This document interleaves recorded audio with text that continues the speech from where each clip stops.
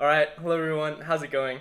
So recently, whenever I've been editing photos in Lightroom, I literally just import the photo, slap on a preset, do a couple little adjustments, and in about 5 minutes, I'm finished with the whole photo. It's become slightly robotic or monotonous, and I feel like I'm not challenging myself as much as I could or as much as I should be. So inspired by Peter McKinnon, I thought I'd try and edit this photo of Nat 5 different ways.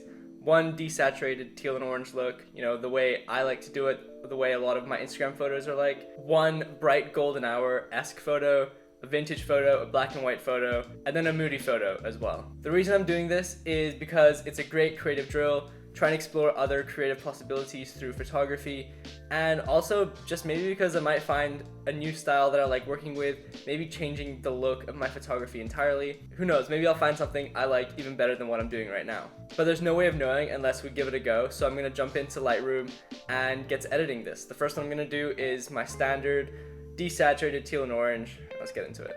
So firstly, I'm gonna start off with color calibration. I'm gonna firstly change the blues a little bit, just bring that hue down. Yeah, that's looking good. And then let's bring the greens up and the reds up and just change the saturation a tiny bit as well. And then we'll go to the tint and bring that slightly more towards the greens. And I think we're good for color calibration. Then let's go back up to the basic settings, bring that white balance to around 4000. And then let's just increase the exposure and the contrast a little bit too. Then we'll decrease the highlights and the shadows a little bit, and then just increase a little bit of the texture clarity and the dehaze. Then next we're gonna go to the tone curve, and I'm just gonna create a couple points here. And I'm gonna bring down the highlights, bring down the midtones a tiny bit too, and then create a little curve to add a little contrast in the shadows, and then bring the blacks up a tiny bit too. Okay, now we're gonna move on to Hsl. Let's bring those reds a little bit away from the oranges, and then bring the saturation down and the luminance as well. We'll do the same thing with the orange, but instead we'll increase the saturation just because we want that one color of the orange just to punch out a little more. We'll leave the yellow and the greens alone, and then we'll go to the aquas. I'm gonna bring it a little away from the teals, but then I'm gonna bring the luminance way down. But then in the blues, I'm gonna bring it a little more towards the teal and then bring the saturation down a tiny bit. But yeah, I think that's good, and this is how the photo turned out for that first one.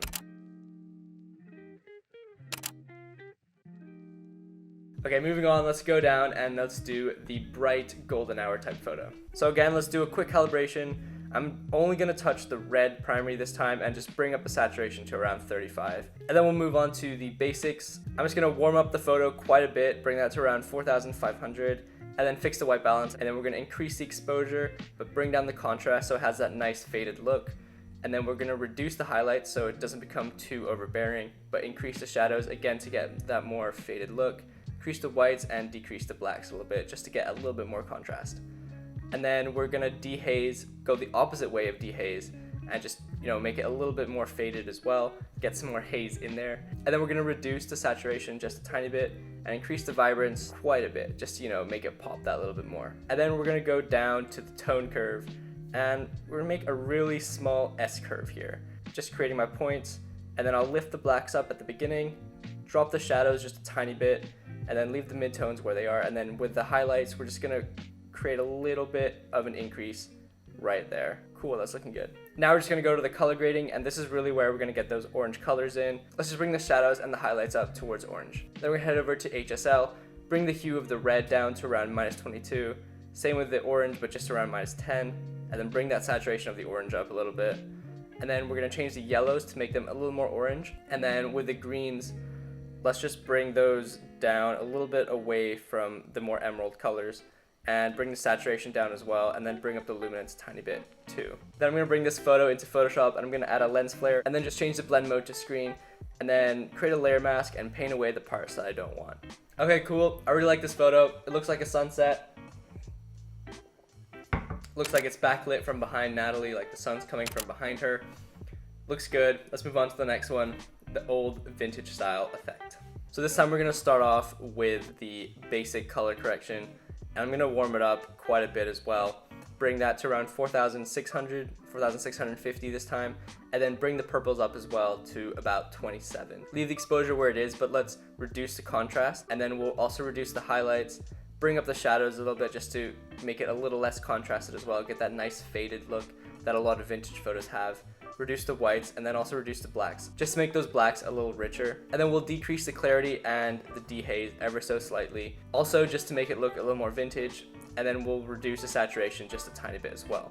And let's go into the tone curve, and first we're going to bring up the blacks and reduce the whites, and then basically just create an S curve in between there.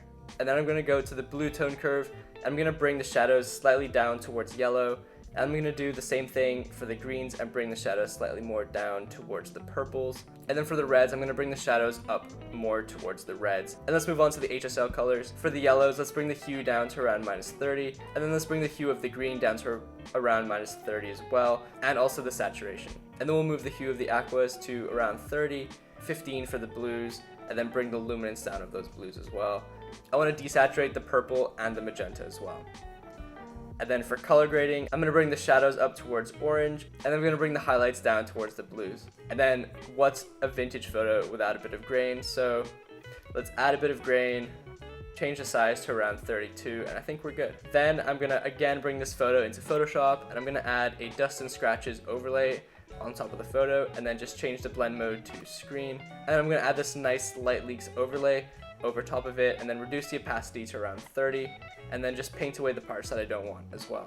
Alright, cool, that looks really good.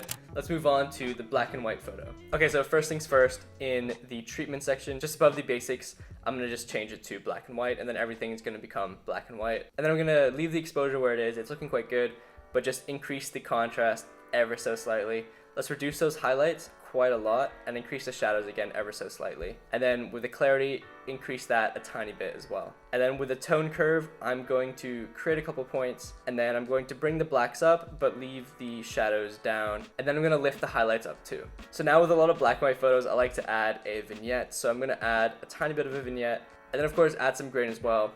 Black and white photo always looks good with a bit of grain. So yeah, this is the black and white photo. I really like how this turned out. So yeah, let's move on to the final moody photo. Okay, so first things first, we're gonna have to fix the white balance. I'm gonna warm it up a little bit and bring it to around 4,200, and then bring the purples up to around 14. And then I'm gonna just reduce the exposure just because I want it to be really moody, and then increase the contrast a little bit too. Let's reduce those highlights, again to make it more moody, but let's increase the shadows, and then reduce the whites, and increase the blacks, and that just gets rid of a lot of the contrast. Then I'm just going to increase the texture and the clarity slightly, reduce the vibrance, and increase the saturation a tiny bit. Now we're going to go onto the tone curve. I'm going to bring up the blacks again to reduce the contrast, and then I'm going to bring the shadows down a tiny bit, bring up the midtones a tiny bit, but then leave the highlights where they are. And then I'm going to head down to color calibration. I'm going to start off with the blues again. I'm going to bring them up to around 31, and then the saturation to like -4. And then with the greens, I'm going to bring the hue up to around 28 and the saturation down to -13. And then with the reds, I'm going to bring the hue down to around -30 and the saturation to around 9. And then I'm going to leave the shadow tint where it is. And then next I'm going to head over to the color grading, and I'm going to bring both the shadows and the highlights down towards the blues just to get a nice blue color throughout the entire image. Okay, now let's move on to Hsl. So with the reds, I'm going to increase the saturation a tiny bit and then also increase the luminance.